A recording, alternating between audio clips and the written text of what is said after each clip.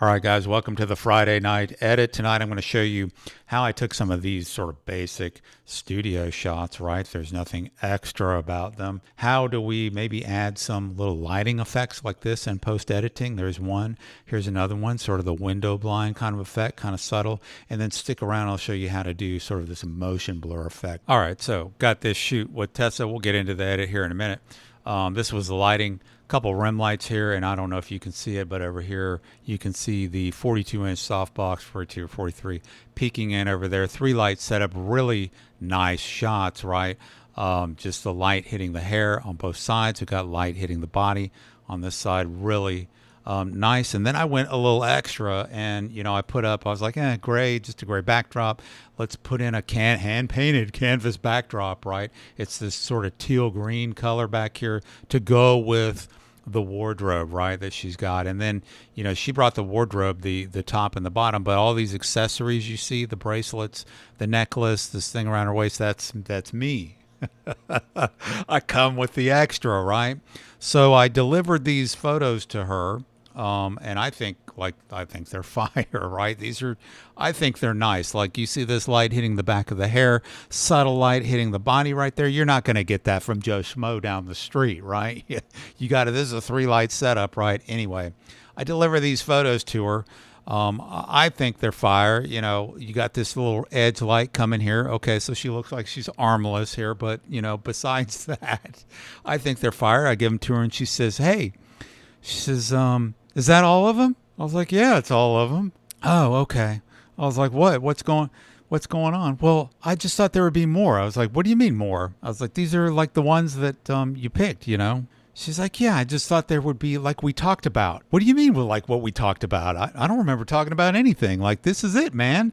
She's like, "No, like something extra." And I'm like, "Oh, okay. You mean like these other shots that I did one shot sort of extra of her buddy. This is her best friend. And experimental, I did one edit, right? Experimental of her friend here, where I did this motion blur, right? I superimposed these two different shots, right? Did a little extra. Everything else for her friend was in camera. Like, this is behind the scenes. I'm using gelled lighting, right? We get this. So it's not enough just to deliver, these fire shots anymore that I think are fire. I mean, maybe I'm, for what it is, I'm not breaking any new ground here. I know that, but I think they're pretty good shots. And that's not enough anymore. Like, people are expecting something more, right? So I know perfectly well, in camera, how to get shots like this, how to light them, to get this kind of effect, do the little window blinds effect coming through here. Some of this kind of stuff, I can do that, right? Not an issue. I can do some camera blur stuff, right? But I think, expectations were high, I guess. And I didn't do that. So I'm going to show you how to do it after the fact. If you didn't do it in camera, let's do it right now in Photoshop, okay? So let's do the light beam, okay? I'm going to do a Control J, duplicate my background layer. In case I screw it all up, I've got my original background layer I can go back to, right? So let's just use the polygon lasso tool. We're going to go way back to the origins, right? Keeping it simple. And I'm going to hit one point. I'm going to click again, and I'm going to hit, we'll go over here like this, and then we'll come down here like this, and we'll come all the way up here just like that. And so we've got this, we've sort of just shaped sort of a light beam. And all I'm going to do is come down here, and I'm going to pick brightness contrast, okay? And as you notice, it didn't do anything, but it automatically created the brightness contrast level layer and this mask here. So what I'm going to do is click right here, so I get the brightness control here, and I'm going to raise it up, and you see that I'm already getting a light beam in there. Pretty cool, right? Now she's going to be overexposed. I could play around with contrast if I want, but I'm going to leave that alone. She's going to be a little bit overexposed. Then I'm going to click on the mask right here. Before I had this brightness contrast selected, I'm going to click on the mask, and I'm going to choose this feather right here, and watch what this does. Not as evident. Let's bring it out here. You see that? Ooh, That's pretty neat, right? It's almost like a Gaussian blur, right? But you're feathering that light. Now, it's a little bit, bright overall. Here's where you can get creative. You can do another brightness contrast to bring everything down, right? Globally, the entire shot. You can use curves. You can use levels. Whatever you want to do. I'll just do another brightness contrast, and I'm just going to bring the level of the whole image down until I kind of get her right there, her in the light properly exposed, and that's it. That's all there is to it. So there's your light beam. Now, if you want to get super fancy, let's get another one here, and you want to do your own custom sort of window blinds type of treatment. Let's take a look at this one. She's popping, right? I don't understand. This is it. This is it. Yeah, this is it. Yeah, this is it. All right, so let's go back to our trickery again. Add a little bit of brightness contrast. Let me just flatten that down. Let's do a Control J again to duplicate our background layer. We're going to stick with the polygon lasso tool, and we're going to this time create little small things here. Here's one, and hopefully your drawing skills, hopefully you've been working on them, right? There's one. Let's do this. I wasn't thinking ahead. Let's go here.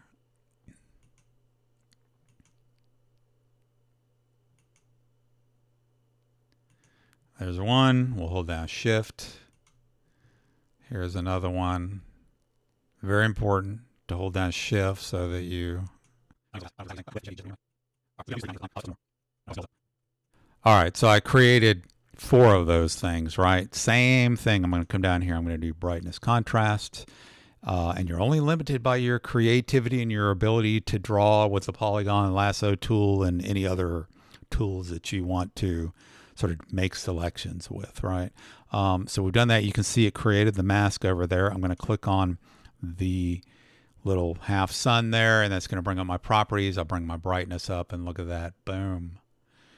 We got the window blind effect. Now click on the mask right here, and then we have this option for feather. Let's bring the feather over, and look at that. It looks like we've got smoothed it out really nicely. There's some nice window light coming in from window blinds. Really cool, guys. And then if we want to bring it down, because she's overexposed now, right? Brightness contrast. We do curves. Let's do a curves this time, and just bring down the entire thing, right? And we can make it sort of moody if we want to, like that. It just depends on where you're bringing down the curves. Let's bring it just like that.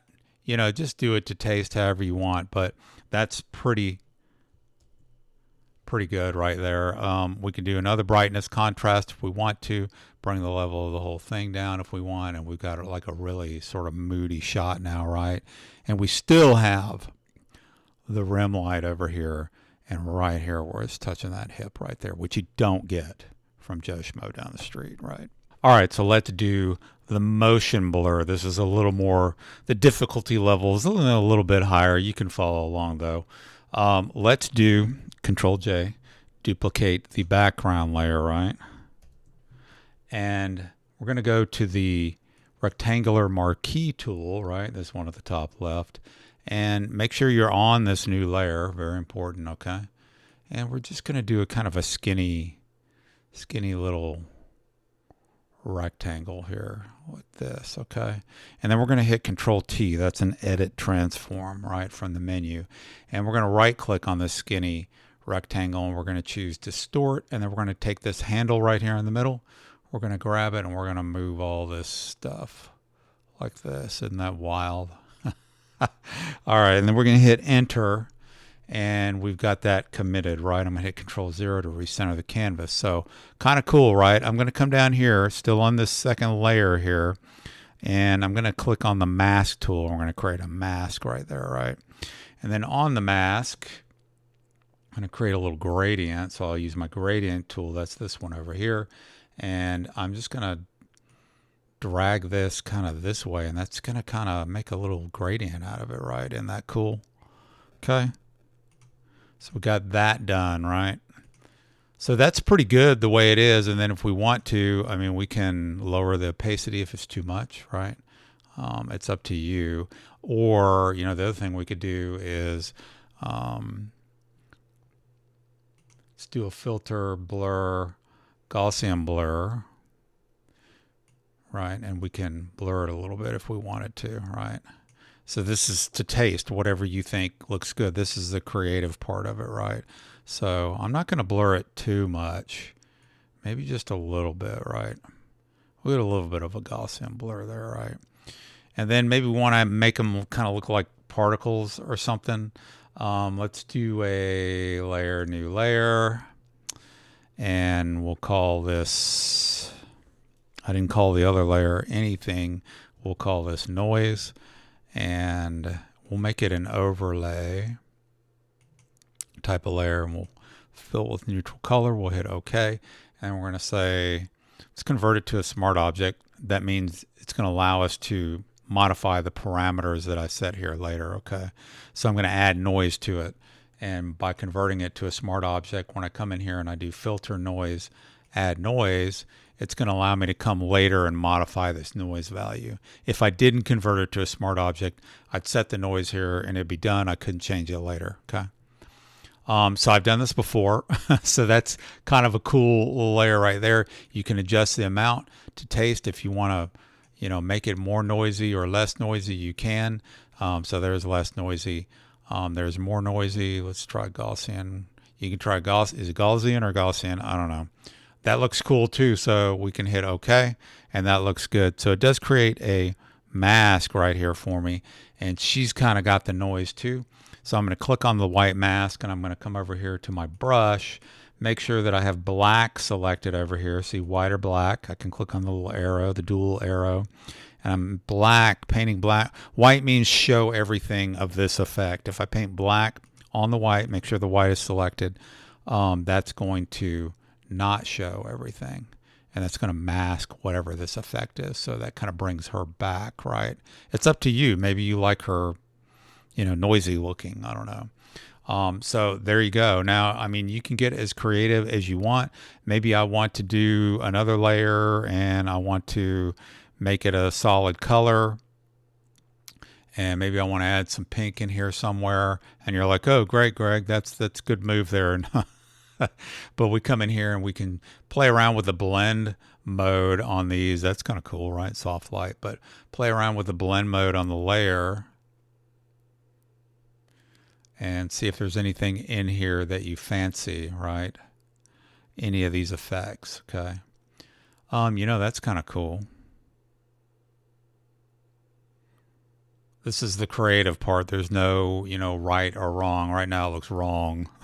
Though you keep playing with it though, and also we'll select overlay, and then we can set the opacity here and just bring it down. And I just wanted to give it maybe some pink overtones, right? And I've got the mask here. I can click on that, and I'm still painting with black, and I can bring her back, right? So she's not all pink. It's up to you, however you want to do that, whether you like pink or some other color, or maybe you don't even want to do that. We could come back down here to this layer where I dragged everything over, and that's a normal layer. We could play around with that too.